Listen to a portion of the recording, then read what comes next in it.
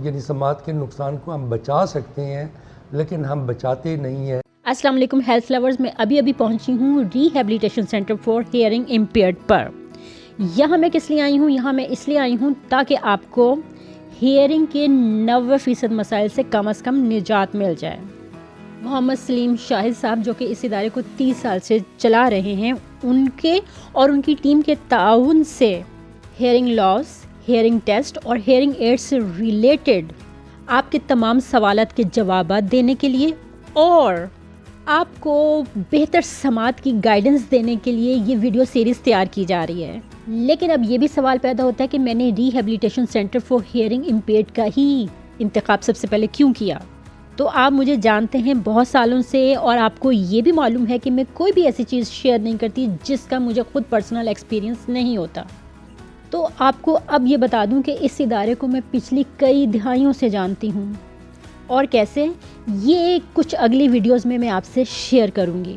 مگر ابھی کے لیے اتنا ہی کہ مجھے ان پر مکمل ٹرسٹ ہے، اور میں جانتی ہوں کہ یہ جو بھی معلومات آپ کو دیں گے یہ بالکل جینوئن معلومات ہوں گی، درست ہوں گی، اور آپ کے لیے بہت کچھ سیکھنے کا باعث بنیں گی اور مکمل بھی ہوں گی۔ اس لیے میں آپ کو یہ مشورہ دوں گی کہ اگر آپ یا آپ کے کسی پیارے کو ہیئرنگ سے ریلیٹڈ کسی بھی مسئلے کا سامنا درپیش ہے تو یہ ویڈیو سیریز ضرور دیکھیے، کیونکہ یہ آپ کو صحیح ہیئرنگ ایڈز کے انتخاب، ہیئرنگ ٹیسٹ سے ریلیٹڈ جتنی بھی معلومات ہیں، اور ہیئرنگ لاس سے ہو سکتا ہے کہ آپ کو بچا بھی لیں۔ جتنے پاکستان میں سماعت کے مسائل بڑھتے جا رہے ہیں تو بہتر ہے کہ کچھ نہ کچھ معلومات آپ کے پاس ہونی چاہیے۔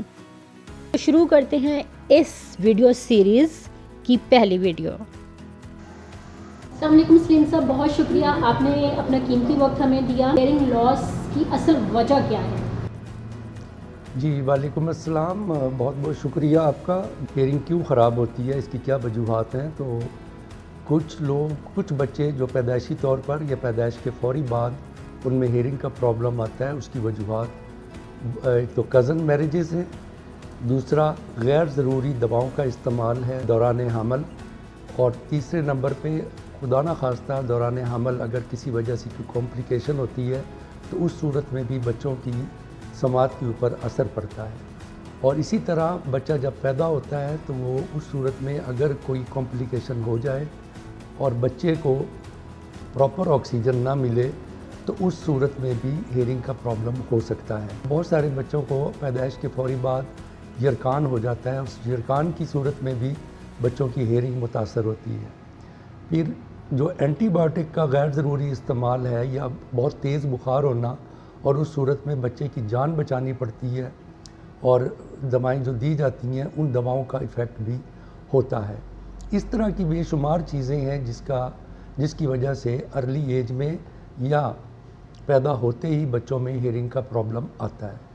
اب ہم بات کر لیں کہ کچھ ہوتی ہیں جن کو ہم ایکوائرڈ ہیئرنگ لاس کہتے ہیں۔ کسی کی بھی ہیئرنگ خراب ہو سکتی ہے کہ میں نے جو لفظ استعمال کیا ہے، میں نے کہا ایکوائرڈ ہیئرنگ لاس۔ ایکوائرڈ کا مطلب یہ ہے کہ جس ہیئرنگ لاس کو ہم یعنی سماعت کے نقصان کو ہم بچا سکتے ہیں لیکن ہم بچاتے نہیں ہیں، یہ اس کی میں آپ کو ریزنز جو ہیں وہ میں بتا رہا ہوں کہ شور، پھر غیر ضروری دواؤں کا استعمال، اور ہمارے ہاں جو ایئر پولوشن ہے وہ چیزیں ہیں، یا بعض اوقات معمولی سا بھی کان میں اگر کسی قسم کا کوئی پرابلم ہوتا ہے تو ہم اس کو اگنور کرتے ہیں، تو ہم جب اگنور کرتے ہیں تو یہ چیزیں جو ہیں وہ ہماری ہیئرنگ کے اوپر ایفیکٹ ہوتی ہیں۔